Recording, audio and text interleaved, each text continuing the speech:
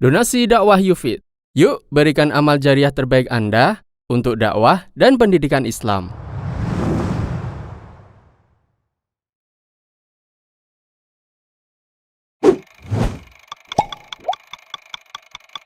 Baik. Jadi orang yang bertobat dan beristighfar kepada Allah Subhanahu wa taala, Allah berikan dia sukses di dunia. Allah mudahkan urusannya. Orang yang sering beristighfar, kalau dia berdakwah insyaallah dimudahkan dakwahnya. Kalau dia seorang pedagang insyaallah dimudahkan dagangnya ya. Kalau dia berniat menjalankan sunnah insyaallah dimudahkan menjalankan sunnahnya. Sampai saya bercanda kepada sebagian teman, ente selalu gagal poligami karena banyak maksiat, kurang istighfar. Bercanda ibu-ibu ya kan. Kalau ente ditolak, astagfirullah, biar diterima. Dan intinya semua problematika ini karena apa? Karena dosa. Antum yakin atau tidak? Yakin sudah, itu karena dosa. Ma asabaka min sayyi'atin fa min nafsik. Apapun keburukan yang menimpamu karena kesalahanmu. Baik, ini di dunia Allah berikan ketenangan, Allah berikan solusi. Terlebih lagi di akhirat. Terlebih lagi di akhirat. Kalau seorang bertobat kepada Allah Subhanahu wa taala, maka Allah akan ampuni dosa-dosanya sebanyak apapun. Sebanyak apapun, sebanyak ya buih di lautan, sebanyak ya tetesan air hujan, sebanyak jumlah butiran pasir di alam semesta, sebesar bumi ini. Kalau kamu bertobat, Allah akan ampuni dosa-dosamu. Mudah bagi Allah. Tidak ada dosa sebesar apapun di hadapan Allah jika seorang bertobat. Karena Allah Ghaffar, Allah Maha Pengampun. Allah Ghafur, Allah Ghafir. Sebanyak apapun dosa dilakukan, kalau dia bertobat diterima oleh Allah. Berulang-ulang 1000 kali dia lakukan, Allah akan ampuni. Ya. Karena Allah Maha Pengampun dengan cara dia bertobat. Makanya taubat ini adalah ibadah mungkin sangat dibenci oleh iblis. Kenapa iblis? Bayangkan kalau ada iblis ya, iblis menggoda seorang. Orang ini mungkin sudah bermaksiat 80 tahun mungkin. Dari sejak lahir maksiat. maksiat 80 tahun. Iblis sudah sangka ini jadi teman saya nanti di neraka. Oh, 80 tahun maksiat. Syirik, musyrik, bunuh orang semuanya.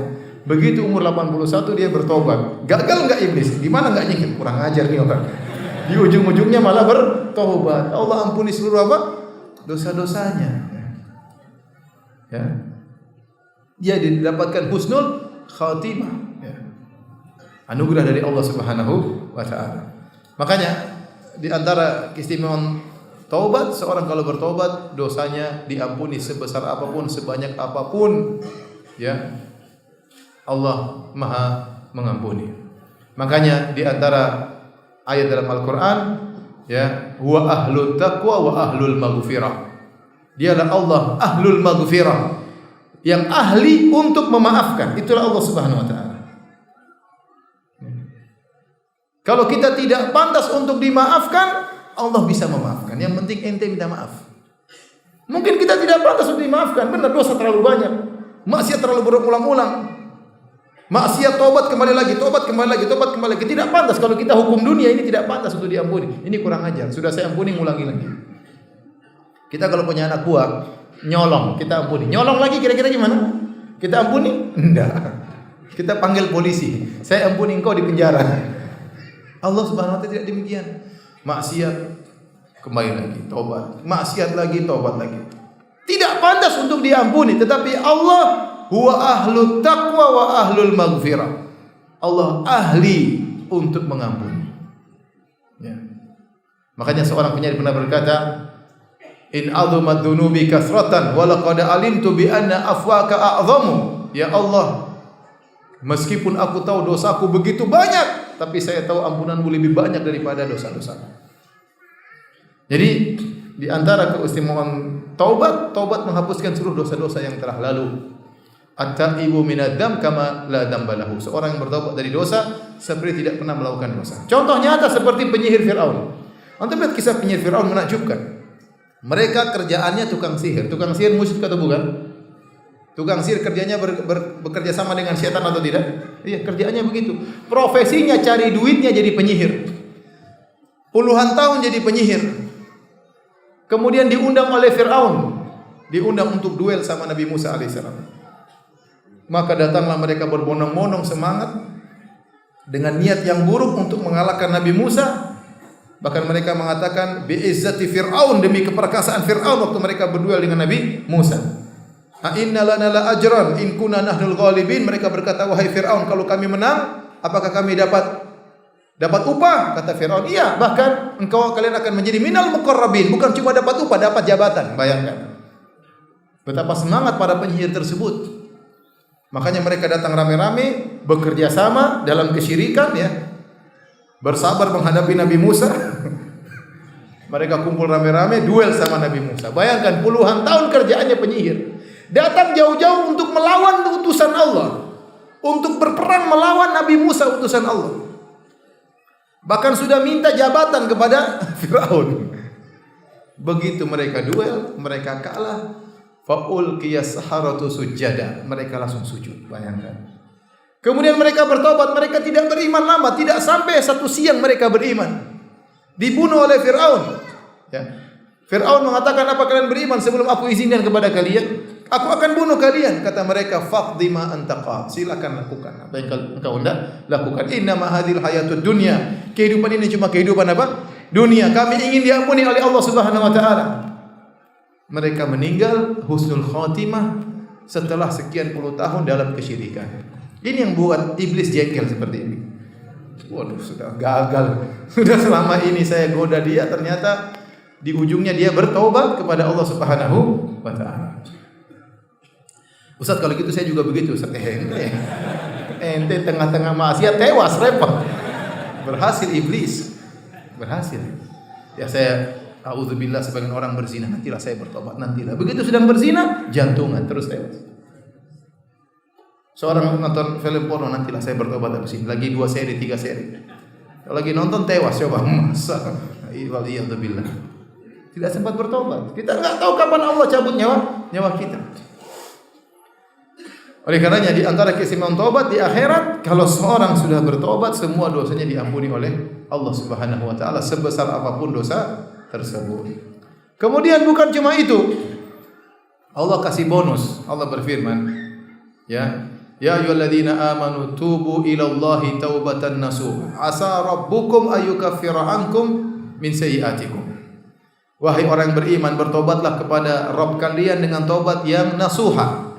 Niscaya Allah akan mengampuni dosa-dosa kalian. Ini sudah kita bahas tadi, poin pertama. Diampuni dosa-dosa sebesar apapun, sebanyak apapun.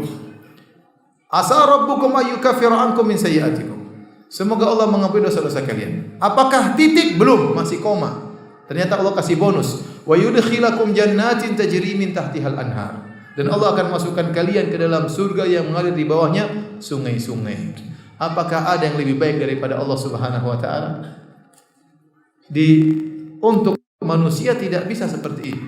Apakah ada orang yang pernah Anda bersalah kepadanya, Anda zalimi, Anda pukuli, Anda maki-maki dia, setelah itu untuk Anda bertobat, ya akhi, saya dulu mukul kamu, saya curi barangmu, saya minta maaf. Kemudian dia bilang, iya, saya maafkan engkau dan ini mobil hadiah buat engkau. Ada yang seperti itu?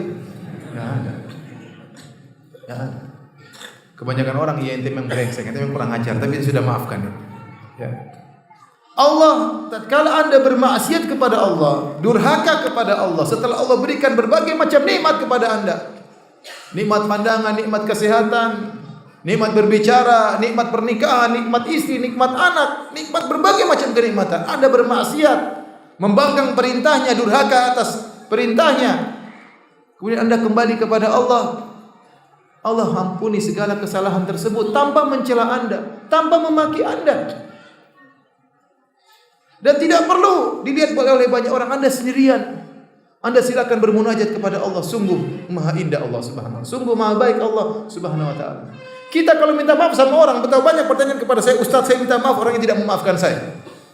Padahal kesalahannya sepele. Itu pun dia tidak memaafkan, dia bilang, saya tidak maafkan kau, saya tuntut hari kiamat nanti. Gimana Ustaz? Betapa banyak saya ditanya demikian, menunjukkan manusia susah memaafkan. Itu tidak. Kesalahannya sepele, padahal bukan bunuh anaknya, bukan nyuri barang, yang enggak, pengen salah ngomong, salah kata-kata, itu pun minta maaf, tidak memaafkan. Kadang kita harus mengemis-ngemis, kadang kita harus merendahkan diri, itu pun tidak dimaafkan. Kalau Allah, ente tinggal bangun malam, ente curhat kepada Allah, Allah selalu mendengar, Maha mendengar. Ente mau berhenti terserah ente, mau lanjutkan silakan. Tidak usah menyusun kata-kata sebagaimana kita mau ketemu dengan bupati, mau ketemu dengan presiden, susun kata-kata semalam suntuk enggak bisa tidur. Ente ketemu Allah, biarkan mengalir dari hati Anda. Dalam sujud minta ampun kepada Allah. Apakah Allah mencela? Tidak sama sekali. Apakah Allah menghardik? Tiba-tiba datang halilintar. Makanya saya sudah bilang jangan macam-macam. Enggak ada. Enggak ada. Ente tinggal minta maaf, tinggal menangis di depan Allah, semuanya telah selesai.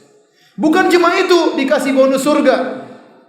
Saya bilang tadi tidak ada manusia yang minta maaf sama dia, kemudian dia bilang, "Iya, saya maafkan kamu dan ini rumah buat kamu." Enggak ada. Ini cewek cantik buat kamu, apalagi? Ini Allah, ente salah, ente minta maaf, ente diampuni, dikasih surga, dikasih istana, dikasih bidadari. Apalagi yang kurang? Apalagi kurang baiknya Allah Subhanahu wa taala. Maka sungguh benar perkataan Nabi SAW, "Lallahu arhamu bi ibadihi min hadhi bi waladiha." Sungguh Allah lebih sayang kepada hambanya daripada seorang ibu terhadap anaknya. Bahkan seorang anak waktu salah sama orang tuanya, sama ibunya, terkadang ibunya tidak memaafkan. Terkadang ibunya marah dulu, terkadang ibunya maki dulu baru memaafkan. Itu ibunya sendiri. Allah tidak pernah begitu. Allah tidak pernah begitu. Biar Anda tahu bahwasanya Anda memiliki Tuhan yang sangat sayang kepada Anda. Jadi orang kalau bertobat kepada Allah di akhirat, diampuni dosa-dosanya, bahkan dikasih bonus surga oleh Allah Subhanahu wa taala. Bahkan ditinggikan derajatnya. Makanya dalam ayat kata Allah Subhanahu wa taala, ya illa man tab. Coba Allah bercerita tentang orang pelaku dosa besar. Kata Allah, walladzina la yad'una ma'allahi ilahan akhar. Wa la yaqtulun nafsa allati harramallahu illa bil haqq wa la yaznun. Ini 3 dosa paling besar. Dan orang-orang yang tidak berbuat kesyirikan, dan orang-orang tidak membunuh orang lain, dan orang-orang tidak berzina. Wa may yaf'al dzalika yalqa athama. Barang siapa melakukan dosa ini, syirik kepada Allah, berzina, membunuh orang, yalqa athama, dia akan mendapatkan dosanya pada hari kiamat. Yudha'af lahul adzabu yaumal qiyamah. Maka pada hari kiamat dia akan dilipat gandakan dosanya. Siksaannya akan dilipat gandakan. Dikekalkan dalam neraka jahanam. Setelah itu Allah mengatakan illa man taba, kecuali orang yang bertobat, wa amana wa amila amalan salihan, kemudian dia beriman dan beramal saleh. Kata Allah, fa ulaika yubaddilullahu sayyi'atihim hasanat. Mereka ini dosa-dosanya dirubah menjadi kebaikan. Bayangkan, maksiatnya dirubah jadi pahala. Apa yang lebih indah daripada ini? Apalagi yang lebih baik daripada ini? Maka kalau Anda ingin sukses dunia maupun di akhirat, perbanyak bertobat kepada Allah Subhanahu wa taala. Maka saya ingatkan para hadirin, ya, kita diajarkan oleh Nabi sallallahu alaihi wasallam istighfar di pagi hari, petang hari. Anda boleh istighfar 100 kali di pagi hari, istighfar 100 kali di petang hari. Anda bisa baca doa sayyidul istighfar di pagi hari dan petang hari. Habis salat kita istighfar, astagfirullah, astagfirullah, astagfirullah. Habis salat malam, wabil ashari hum yastaghfirun. Dan di waktu sahur mereka beristighfar. Itu kebiasaan orang-orang soleh. Selalu banyak istighfar kepada Allah Subhanahu wa taala.